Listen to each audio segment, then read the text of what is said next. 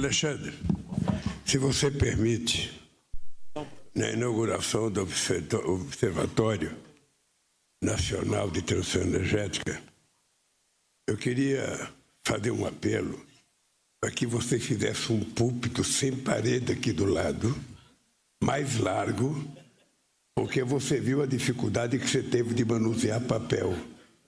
Então não tem que ser tão estreito. Num país que quer crescer, vamos fazer um púlpito um pouquinho maior, mais flexível, para os oradores aqui falarem. Eu não vou nem usar, mas eu já molhei minha nominata aqui, acabou tudo. Eu vou citar a minha nominata porque eu acho que eu participei de uma reunião do Conselho Nacional de Política Energética, acho que memorável, histórica. E eu acho que vale citar apenas os ministros que participaram aqui.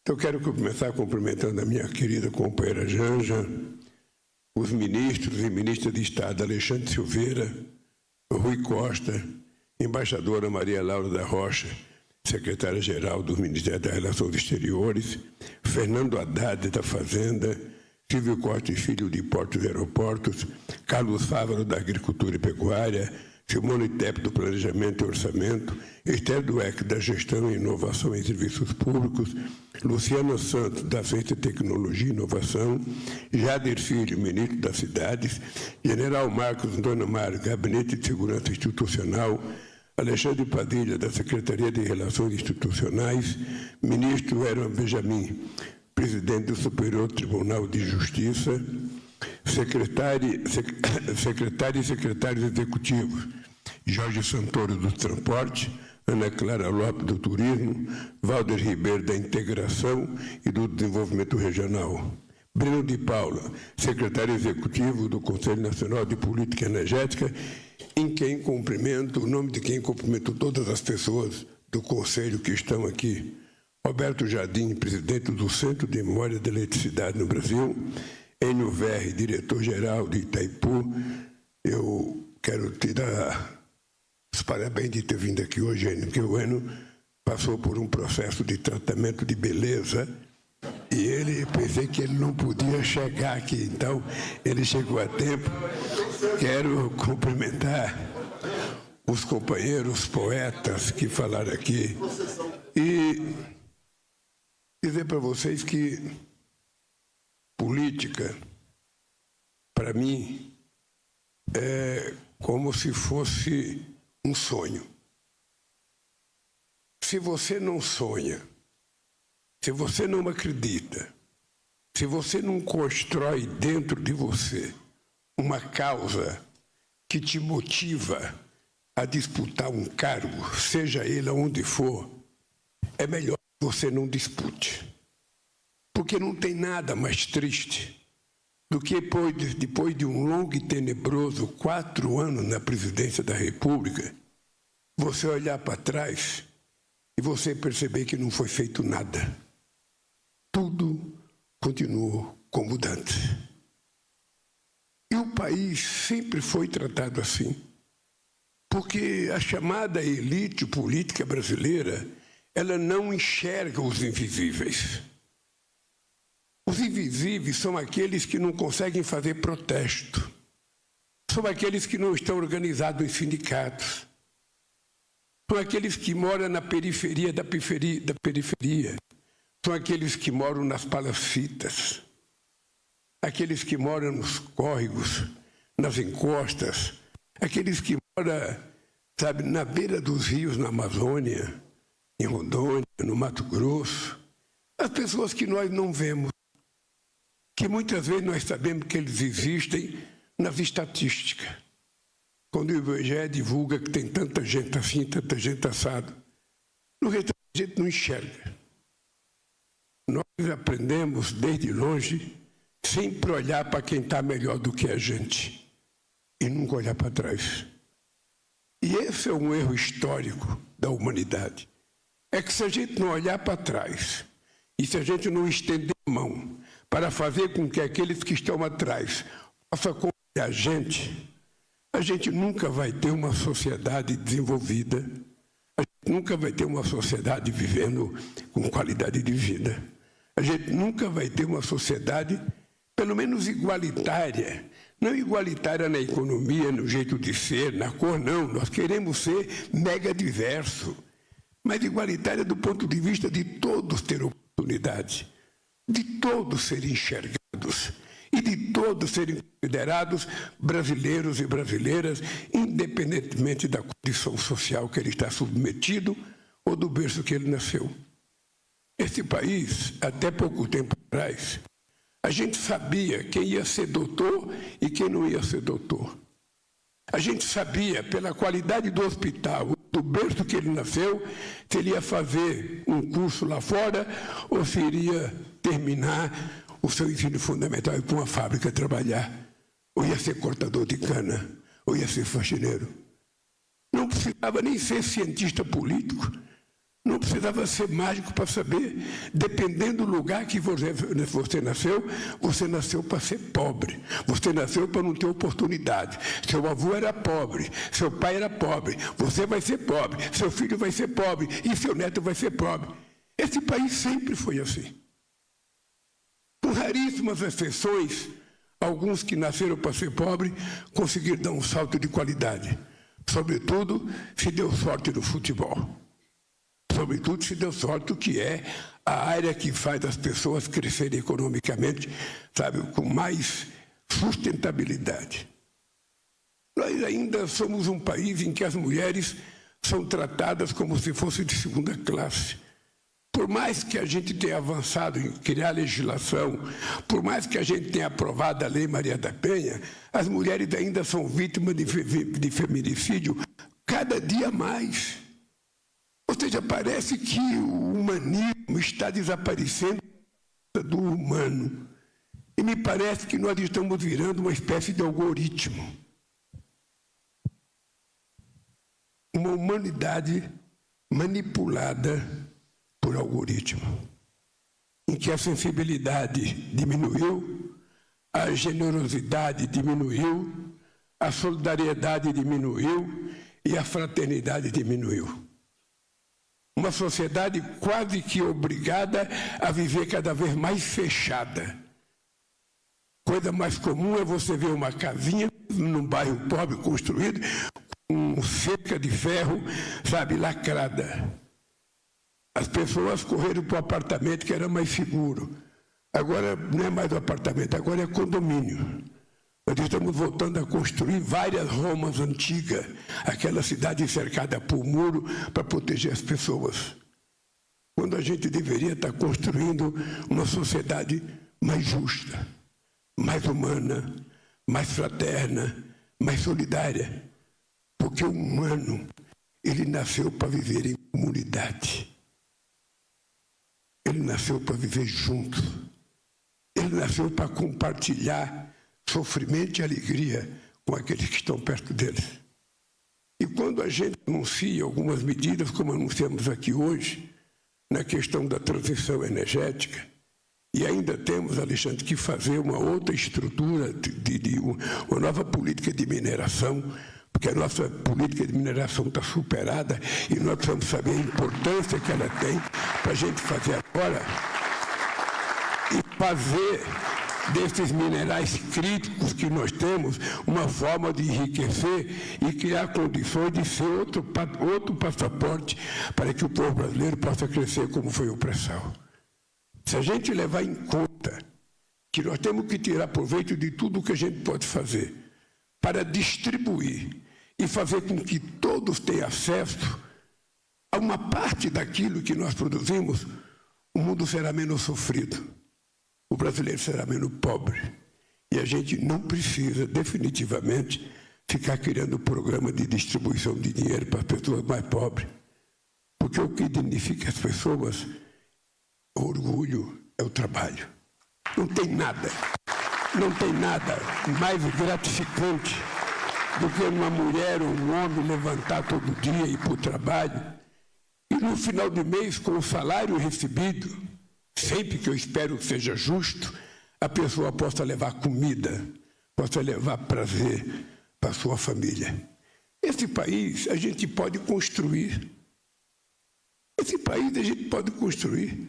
Eu aprendi uma coisa em economia, sabe? Eu nunca vou dizer que eu não sou economista, eu não entendo como tivemos alguém nesse país que diz, não entende de economia, acha que é esperto, acha que é bonito falar, não entende de economia. E deixou um cara, sabe, cuidar da economia, destruindo este país. Porque eu quero dizer para você, Alexandre, eu sonhei que a Eletrobras seria uma coisa tão importante quanto a Petrobras deste país. Eu sonhei por isso. E é com muita tristeza que eu volto à presidência da República enquanto a Petrobras privatizada. Na verdade, não a privatizaram, cometeram um crime de lesa-pátria contra o povo brasileiro, entregando uma empresa dessa magnitude, que poderia estar, se não fosse a Eletrobras, a gente não tinha Belo Monte, a gente não tinha Santo Antônio, a gente não tinha Giral. Então, esse negócio de destruir tudo que o Estado pode fazer, achando que o setor privado é melhor, é mentira. O setor privado tem que ser bom e o Estado tem que ser bom. Eu não quero Estado máximo nem Estado mínimo. Eu quero um Estado que cumpra com a sua função de Estado. E a função de Estado é fazer com que todos possam participar das coisas que esse país consegue produzir. Eu estava falando de economia, eu descobri uma coisa, uma tese simples, que a gente não aprende na Unicamp, verdade? A gente não aprende na USP, a gente não aprende em Harvard. Não aprende. Porque todos os cursos de economia têm os mestres, e todo mundo que é economista, até você, Fernando Bezerra, até você, é seguidor de uma certa tese. Eu sou keniano, eu sou não sei das contas, todo mundo é assim. Mas tem uma tese que é simples. Tem uma tese que é simples. Muito dinheiro na mão de poucos significa pobreza, miséria, prostituição, analfabetismo, falta de oportunidade. Agora, pouco dinheiro na mão de muitos significa distribuição de riqueza. Significa você levar a sociedade ao consumo.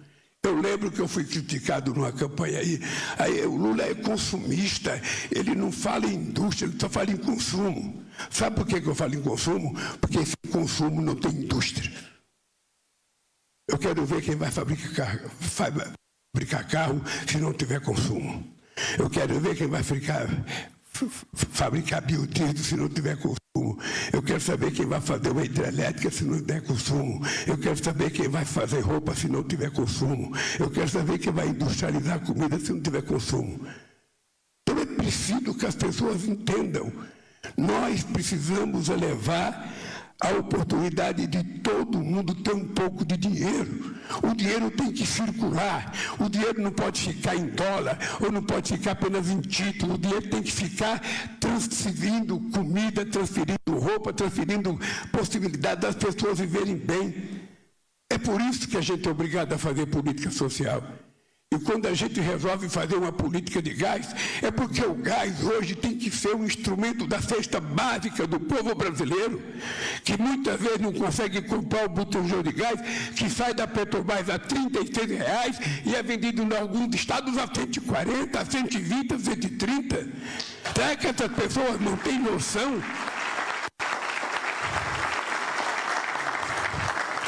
Então, essas coisas que nós estamos tentando fazer, eu não esqueço nunca, companheiros e companheiras, quando o Roberto Rodrigues, então ministro da Agricultura, entrou na minha sala para discutir o biodiesel. Eu não posso nem contar para vocês a quantidade de vezes que eu andei o mundo, minha querida presidenta da Embrapa, com grãos de pião manso, com grãos de mamona, com dendê, para mostrar ao mundo inteiro que esse país ia ser um país que ninguém iria conseguir segurar o Brasil, porque a gente tinha o que o mundo inteiro não tem: diversidade, para a gente ter vários tipos de energia. E é por isso que as pessoas respeitam a gente, porque nós podemos chegar em qualquer lugar e dizer 80% da nossa energia elétrica é renovável e 51% da nossa matriz total já é renovável, e a gente pode chegar a 100%. A gente pode chegar, quem é que imaginava 30 anos atrás a gente ficar dizendo aqui biomassa, biodiesel, etanol, a gente ficar dizendo, sabe, que vai fazer transição energética, que vai ter eólica, que vai ter solar, que vai ter biodiesel verde, biodiesel amarelo. Tem gente querendo produzir biodiesel de várias cores. Se eu tivesse que escolher uma cor, é biodiesel vermelho. Vermelho. Para a gente poder fazer as coisas acontecer nesse país. Eu queria pedir a compreensão de vocês do momento histórico que nós estamos vivendo. O Brasil, é importante vocês saberem, era um país em que foi desmontado. Nós tivemos que reconstruir ministério, sabe? Ministério do Direito Humano, Ministério do Indígena, Ministério das Mulheres, Ministério do Trabalho, tudo está Ministério da Cultura. Imagina um país sem Ministério da Cultura. Poderia até faltar presidente da República, mas não o Ministério da Cultura. Poderia até faltar, porque de vez em quando, e dependendo de como é o presidente ele não faz falta, ele atrapalha. Se ele só faz bobagem, só fala bobagem, ele atrapalha. Então é melhor deixar que não tenha. Coloca um bom ministro da Cultura para falar coisa boa. Aí esse país vai dar um salto de qualidade. Então, companheiros, nós tomamos uma decisão de reconstruir esse país. Fazer a Petrobras entender que ela não é apenas uma empresa de petróleo e gás. A Petrobras é uma empresa de investimento em pesquisa, em inovação e para ajudar as empresas brasileiras a crescer. Daí porque a necessidade do conteúdo nacional. Os vira-latas deste país queriam abolir compras governamentais e colocar compras governamentais no acordo com a União Europeia. Nós falamos não. Compras governamentais é um instrumento de desenvolvimento de política industrial de um país que quer ser grande, que quer ser soberano. Se o Estado não tiver possibilidade de comprar da pequena e média empresa brasileira, de investir em inovação, nós vamos fazer o quê? Ficar comprando tudo do exterior? E a nossa vocação empresarial? E os nossos empreendedores? E os nossos meninos que nós queremos que sejam engenheiros, engenheiras, que sejam matemáticos, que sejam o que eles quiserem? Onde é que eles vão ter emprego se a gente não fomentar o desenvolvimento da indústria brasileira? Daí porque o meu orgulho, meu querido Cira Rondon, o meu orgulho de todo o governo jornal, a empresa está crescendo, a indústria voltou a crescer, está crescendo 1%, 2%, 3%, porque antes era só decréscimo, era só uma coisa negativa. E eu quero terminar dizendo para vocês o seguinte: nós não vamos jogar fora o significado dessa coisa chamada transição energética. Nós não vamos jogar fora. Esse país já jogou fora muita oportunidade.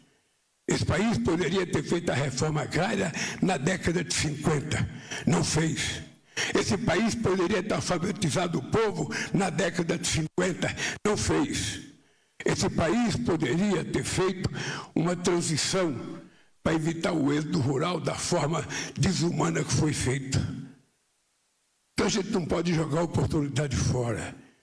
A gente precisa ter em conta que nós temos tudo. Nós temos tudo que a natureza nos ofereceu. Nós temos mão de obra qualificada. Ainda precisa de mais. Nós temos gente capacitada tecnicamente. No setor energético, a gente tem muitas e muitas centenas de excelência nesse país, que a gente pode fazer o que a gente quiser. Eu fico imaginando, cada vez que eu passo em Itaipu, Enio, eu fico imaginando, hoje, a gente não faria o Itaipu. Hoje, as exigências ambientais não deixariam fazer o Itaipu. Mas vamos ser francos, Itaipu é um monumento à inteligência da engenharia brasileira.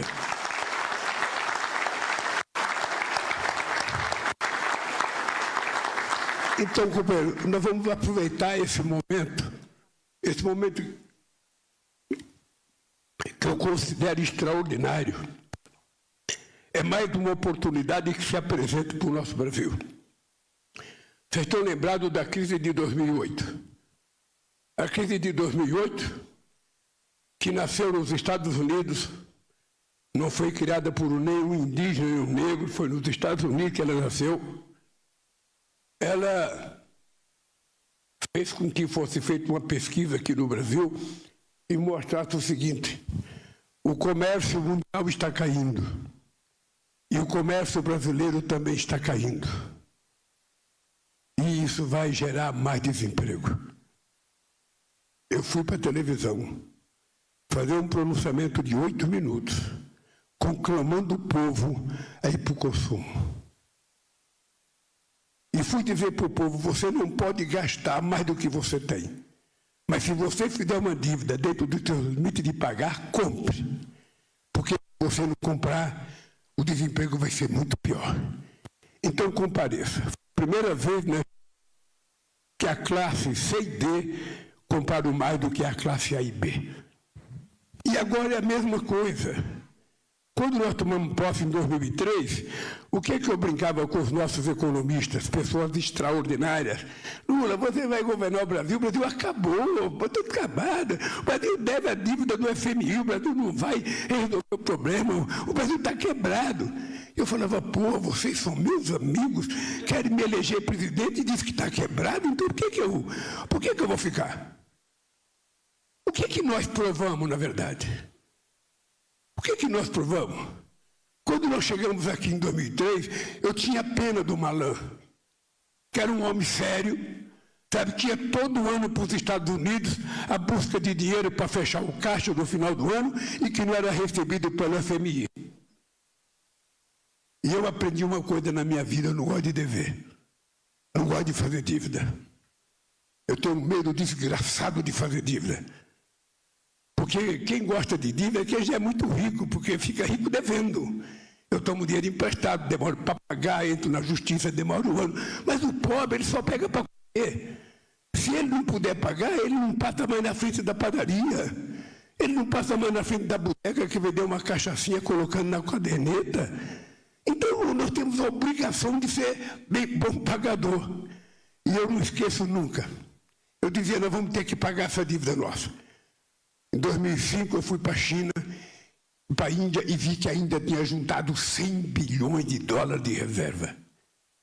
Eu voltei no avião conversando com o Palocci, com o Meirelles, eu dizia: cara, nós vamos ter que juntar 100 bilhões de dólares. Nós vamos ter que fazer o esforço e vamos juntar. E o dólar estava caindo, 2, 1,80. E nós vamos comprando dólar. Fizemos uma reserva de 370 bilhões de dólares, que é o que tem segurado esse país nesses últimos 20 anos. Chamei o cidadão do FMI aqui. Olha o nome dele, El Rato. Ele era um espanhol. E eu telefonei para ele vir no Brasil, que eu queria pagar a dívida. Ele falava: não, presidente Lula, não, o FMI não precisa de prata, não precisa pagar. Nós sofremos no Brasil. Eu falei: mas eu não confio em vocês, eu vou pagar. Pagamos 30 bilhões para ele, e na crise de 2008 emprestamos 15 bilhões de dólares para eles. Numa demonstração de que a gente gosta de respeitar e gosta de ser respeitado. E agora a mesma coisa. Chegamos aqui, sabe, o Brasil está quebrado outra vez. Está tudo destruído. E nós vamos construir. Vamos construir. E quero dizer para vocês uma coisa. Eu pedi para o Haddad falar, porque vocês passam o dia inteiro no celular. Todos vocês estão dependentes de químico. Vocês estão dependentes de digital. Todos vocês. Eu tenho certeza que vocês olham mais para o celular de vocês do que na cara da esposa de vocês. E tenho certeza que muitas mulheres também olham mais no celular do que na cara do marido. Porque virou uma dependência digital.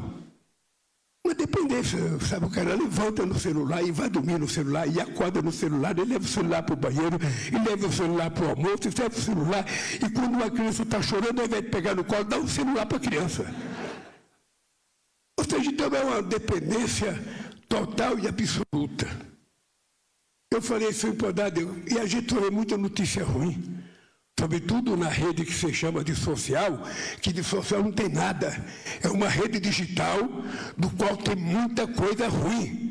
tem muita maldade, tem muita destruição, tem muita mentira, tem muito baixo nível, tem muita grosseria. Ali mostra o lado podre do ser humano. Ali mostra que todo ser humano tem um demôniozinho dentro dele, que ele não tem coragem de falar publicamente, mas quando ele vai para o banheiro, ele leva o celular e fica colocando o demônio dele para fora. Então, eu falei para o Haddad, você tem que falar, cara, porque essas pessoas têm que saber que está acontecendo coisa no país, além da imprensa. As coisas estão acontecendo. É importante vocês ficarem preocupados com a macroeconomia, mas se preocupem com a microeconomia. Vocês têm que saber o que está acontecendo embaixo desse país. Vocês têm que saber a quantidade de crédito que está sendo disponibilizado para as pessoas mais pobres, para o pequeno e médio produtor rural. O que o companheiro Haddad fez um esforço para liberar de recursos para a gente da Rio Grande do Sul, jamais foi feito na história desse país, com qualquer estado, em qualquer momento histórico. E é assim que a gente vai fazer. Essa história do gás, é porque eu já andei com um botijão de gás no pescoço para ir buscar gás, e chegar lá não poder comprar e voltar com o botijão vazio, porque eu não tinha dinheiro para pagar o gás. E o gás é barato. O gás é barato, a Petrobras não tem o direito de queimar gás. Ela tem o direito de trazer o gás e colocar o gás à disposição desse povo.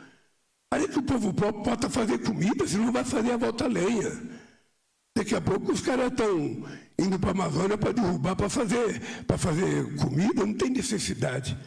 Então, companheiros, eu queria dizer para vocês o seguinte, olha, eu estou numa fase de otimista muito grande. Tem gente que acha que é esperto e fala assim, eu não sou nem otimista, nem pessimista. Eu sou realista, pois eu sou um realista otimista. Eu sou um realista, eu acredito naquilo que a gente faz, acredito na nossa tomada de posição, acredito nos meus ministros, acredito em cada um deles, sabe? E acredito que a gente vai terminar o mandato numa situação altamente benéfica para esse país. A economia crescendo, a massa salarial crescendo, sabe? O imposto de renda não sendo cobrado para quem ganha até R$5.000, sabe? O consumo crescendo, o emprego crescendo. É tudo que nós precisamos, cara. É fazer o povo voltar a ser feliz. De tristeza chega eu com o Corinthians, porque não ganha uma. Então eu quero esquecer o futebol, eu quero fazer política com pegando. Eu não tenho vergonha de ser político, eu sou político, gosto da política, e é na política que a gente vai consertar esse país, vai entregar, no final do meu mandato, um país melhor do ponto de vista da qualidade de vida, melhor do ponto de vista do crescimento econômico, melhor do ponto de vista do fornecimento de energia, melhor do ponto de vista da civilidade. Esse país vai voltar a ser civilizado. As pessoas vão aprender a se gostar. Por isso, companheiros, muito obrigado. Tenho certeza que vocês vão ter um país muito, mas muito importante daqui para frente. E veja que engraçado. Veja como que é as coisas nesse país. Eu vou contar só esse caso aqui, porque eu não tenho chance de encontrar com vocês outras vezes, então tem que ser agora. Eu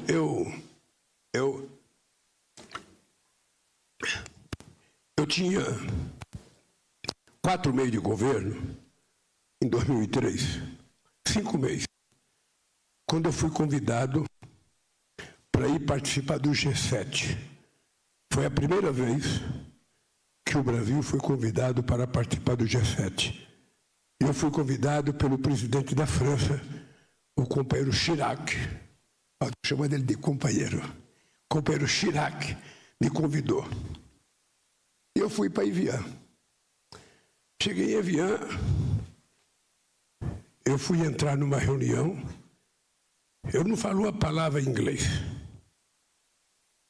E em espanhol, eu ainda falo cueca-cuela, Januela. Então, e eu não faço nenhum esforço para falar Porque quando a gente faz esforço para falar o que a gente não conhece, a gente fala pior do que se falasse na língua da gente. E eu estava lá do lado de fora, estava vendo assim dentro de um aquário lá, o Bush, o Tony Blair, o ministro Koizumi, o Prodi da Itália, sabe, o Schröder da Alemanha, o rei Abdala da Arábia Saudita. E eu fiquei pensando, caceta, o que eu vou fazer lá dentro?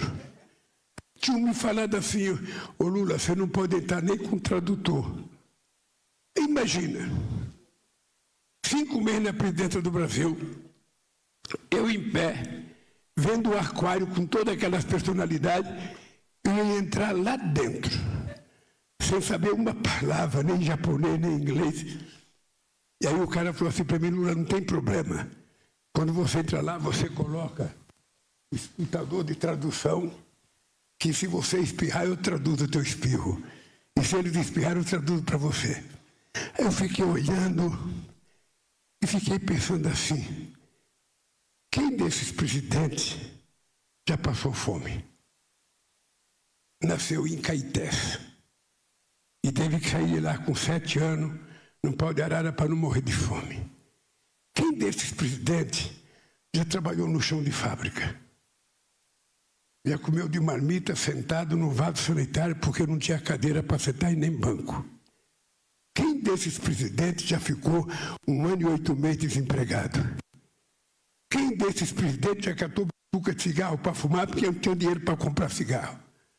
Quem desses presidentes já morou em um lugar que deu 1,5 metro de água de enchente dedicada e ficava disputando espaço com barata, com rato e com fezes boiando? Eu fiquei pensando, eu falei, sabe de uma coisa? Eu vou entrar, porque eu sou diferente aqui e eles têm que me conhecer. E entrei. E a partir daí, o Brasil passou a ser respeitado como jamais foi em qualquer outro momento da história. Como jamais foi.